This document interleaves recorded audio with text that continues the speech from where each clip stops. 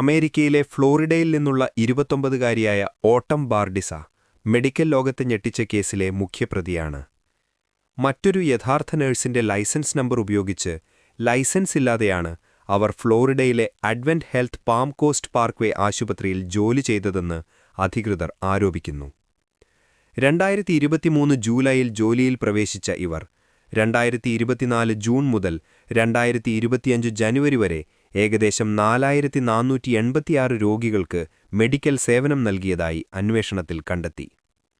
Licence രേഖകളിൽ surname പൊരുത്തക്കേട് വന്നപ്പോൾ വിവാഹം കഴിഞ്ഞതുകൊണ്ടാണ് പേരുമാറിയത് എന്നു പറഞ്ഞ് അവർ അധികൃതരെ വിശ്വസിപ്പിച്ചു.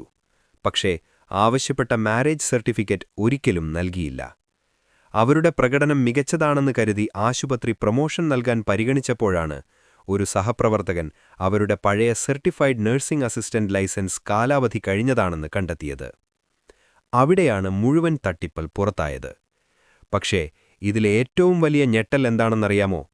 ലൈസൻസ് ഇല്ലാതെ ആയിരക്കണക്കിന് രോഗികളെ കണ്ടിട്ടും ഇതുവരെ ജീവഹാനി സംഭവിച്ചതായി സ്ഥിരീകരിച്ച റിപ്പോർട്ടുകളൊന്നും പുറത്തുവന്നിട്ടില്ല.